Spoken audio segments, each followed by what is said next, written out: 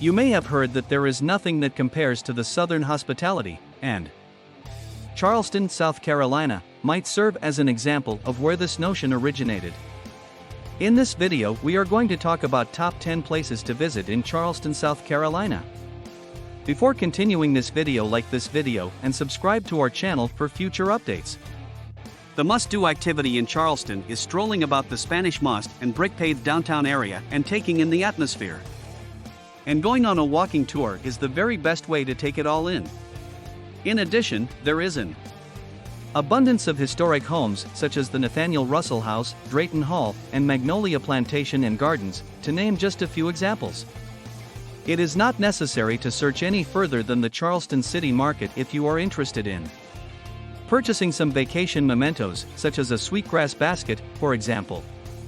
There are also a few beaches in close proximity, such as Folly Beach and Isle of Palms, which are perfect for swimming during the warmer months and strolling during the cooler months. You will be amazed by the people, manners, and food anywhere you go in Rainbow Row. Whether it be the City Market, Dock Street Theater, or Rainbow Row. Visit some historical sites while you're away, such the old Slave Mart, Fort Sumter, or Magnolia Cemetery, so that you can learn about the area's past. Take the kids to the South Carolina Aquarium for a day filled with memorable experiences and educational opportunities that they won't soon forget. Surprises await you in Charleston, whether you're interested in the city lights or the natural beauty of the area. These are Charleston, South Carolina's 10 most popular places to visit for tourists. Number 10. City Market. This historic market complex can be found smack dab in the middle of downtown Charleston, which is exactly where it ought to be. You can do some of the best shopping in the entire region right here, and you can do it inside the same brick market structures that have been there for the past 2 centuries. The assortment of regional wares and traditional handicrafts is highly varied, and some examples of this variety include grass baskets and spices. If you work up an appetite, you may visit one of the many restaurants that are located nearby. And this is also an excellent place to start your exploration of City Walk's attractions. Number 9. Fort Sumter National Monument. Visit the coast and stop at the location on Charleston Harbor where the opening shots of the Civil War were fired. You won't want to miss this. When one stands on the ground where the Battle of Fort Sumter was fought, they get a sense that can only be described as goosebumps-inducing, which is something that only locations of this level of historical significance can do. Once you have seen the harbor, you are strongly invited to additionally visit the Fort Sumter Visitor Education Center and Fort Moultrie on Sullivan's Island as part of your trip to the Fort Sumter National Monument. The monument actually consists of 3 separate locations. Number 8. James Island. You don't need to look any further than the road that will take you to James Island if you want one of your vacation days to be filled with sand, ocean breeze, and seagulls. All you have to do is take this road. It is one of the sea islands in South Carolina that has the highest population density, and it is located within easy walking distance of the city. Due to the fact that Fort Sumter is situated on an island just off the east coast of James Island. Selecting this location is a smart move if you have plans to visit the historic site. Number 7. Boone Hall. This antebellum plantation is listed on the National Register of Historic Places and is an absolute must-see.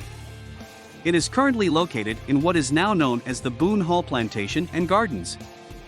There is a wide variety of things to explore on the premises, such as the historic slave cottages, the plantation home designed in the colonial revival style, the illustrious Avenue of Oaks, and the numerous floral gardens.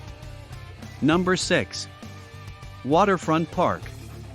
Along the banks of the Cooper River in Charleston is where you'll find this park that spans roughly a half mile. It is crisscrossed with spectacular fountains, fountain benches, trees, and strolling routes that are all well landscaped.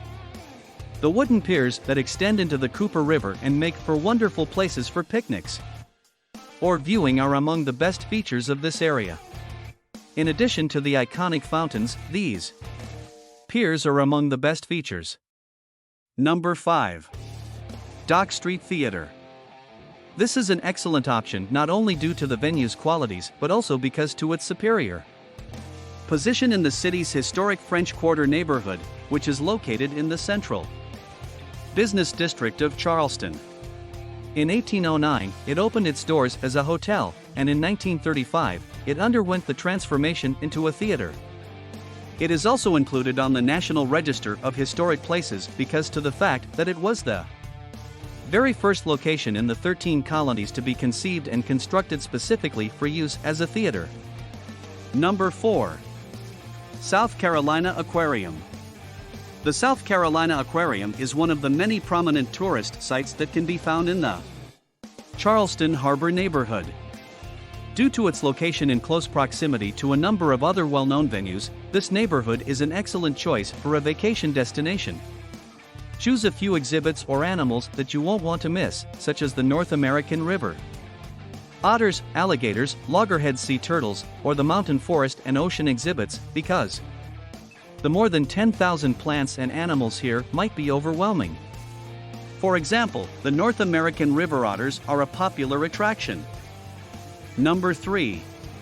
Magnolia Cemetery. There are a number of factors that contribute to Magnolia Cemetery's status as a historic cemetery. To begin, Charles Fraser was the one who presented it to the public in the year 1850. It is also listed on the National Register of Historic Places. The graves of former members of Congress, federal judges, politicians, and authors of the United States of America, as well as legislators from South Carolina and generals of the Confederacy, can be found in this cemetery. Another significant destination for tourists is the Vanderhorst Mausoleum. Number 2. Rainbow Row. If you have ever seen photographs of Charleston, there is a good chance that you have seen at least a portion of Rainbow Row. It is one of the most well-known portions of Charleston and a destination of choice for many tourists. There is a row of 13 historically significant and colorful houses that are adjacent to one another and share party walls. Some of them date all the way back to 1778 or 1784. Number 1. Old Slave Mart. The Old Slave Mart should be the next stop on your itinerary if you are still interested in gaining more than your fair share of educational and experiential opportunities related to Charleston's rich history. During the antebellum period, the building now known as the Old Slave Mart served as an auction gallery for slaves. It was the very last slave gallery that was still standing in the state of South Carolina when it was constructed in 1859. The structure is currently listed on the National Register of Historic Places and serves as the home of the Old Slave Mart Museum. What do you think about this video? Do let us know in the comments section below. If you enjoyed this video and want to hear from us again, remember to subscribe our channel.